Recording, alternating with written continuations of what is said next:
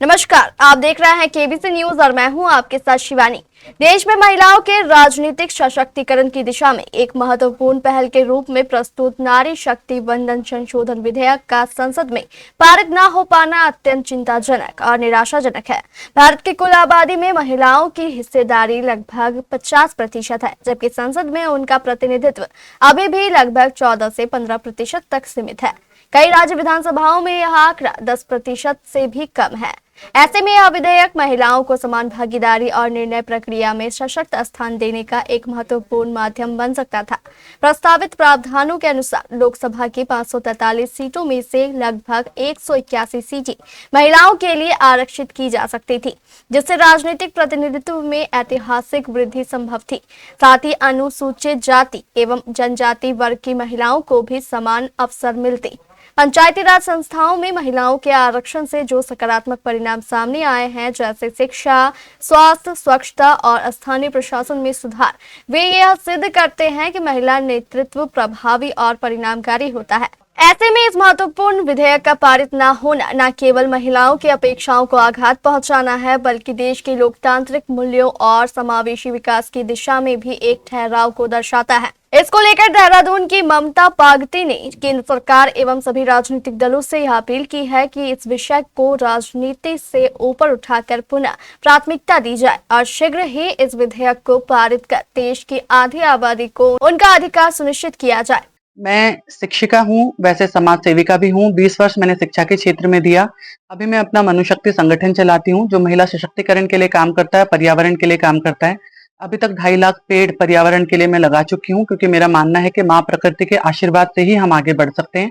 और क्योंकि महिला हमेशा से सृजनकर्ता होती है, तो चाहे अपने घर में अपने बच्चों को देख लें, चाहे गाय बछड़ों को देख लें और चाहे पर्यावरण को देख लें, हम सबके लिए हमेशा संवेदनशील रहते हैं।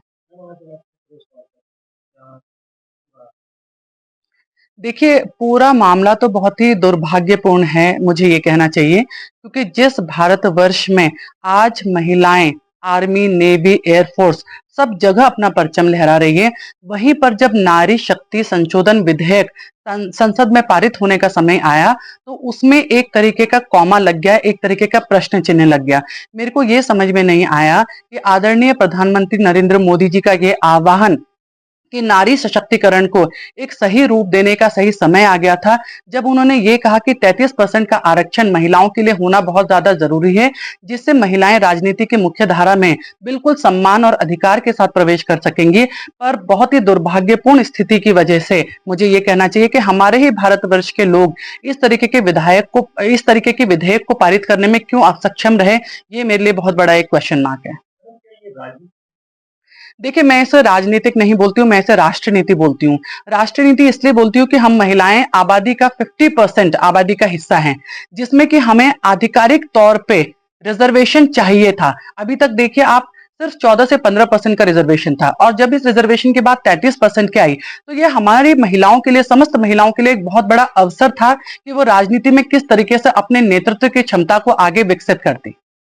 महिलाओं के तैयार किया जाता है, महिलाओं के द्वारा तैयार किया गया नेतृत्व, जी हाँ, बिल्कुल, ये महिलाओं के द्वारा। देखिए, महिलाएं कहाँ नहीं है, ये तो मैं आपको बता चुकी हूँ, और महिलाएं हमारी बहुत ज्यादा सशक्त है, सजग है। आज महिलाओं को आप देख लीजिए, एक अवसर देने की बात है। हमने पंचायती राज की जो हमारी स्थिति थी, उसमें हमने आपको प्रूव करके बताया है कि महिलाओं ने शिक्षा में भी बहुत अच्छा काम किया, महिलाओं ने स्वास्थ्य में भी बहुत अच्छा काम किया, और बहुत ही पारदर्शिता के साथ महिलाओं ने काम किया। और इसी तरीके से अगर महिलाओं को हम निर्णय करने वाली मेज पर बिठाएंगे कि बहुत अच्छी तरीके से वो सकारात्मक निर्णय ले सके, तो इसमें कहीं भी महिलाएं इस अवसर को खोना नहीं चाहेंगी। आपको क्या लगता है इसमें देरी हुई?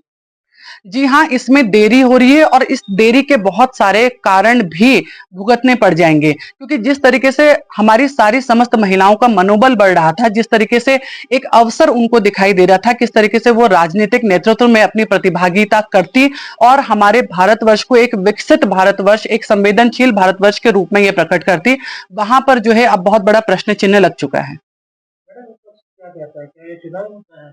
नहीं, मैं इसको बिल्कुल भी चुनावी मुद्दा नहीं मानती हूँ।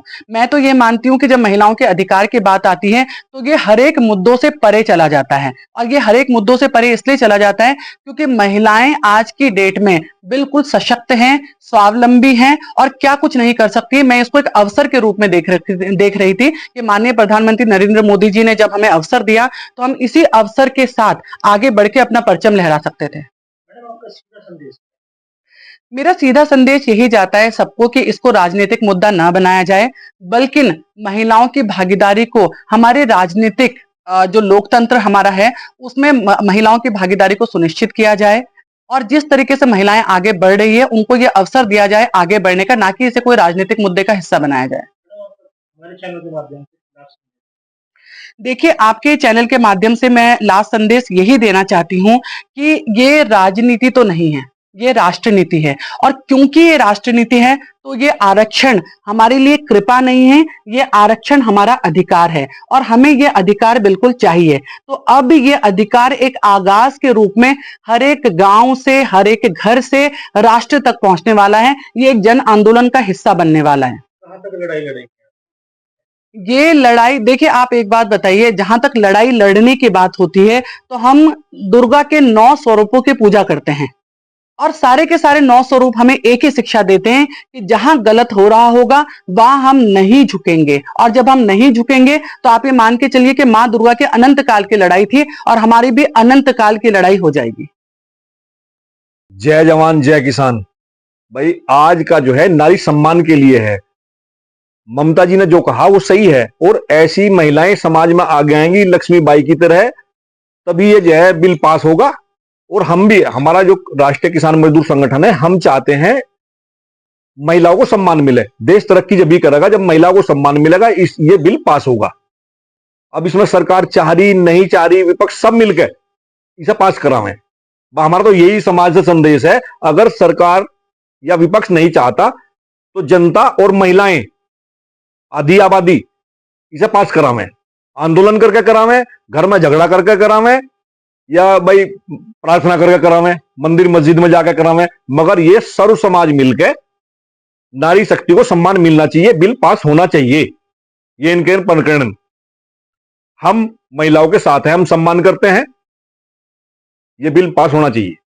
उन्होंने हमारे संवाददाता बॉबी राणा को आगे बताया कि यह केवल आरक्षण का प्रश्न नहीं बल्कि समानता, न्याय और सशक्त लोकतंत्र की आवश्यकता है।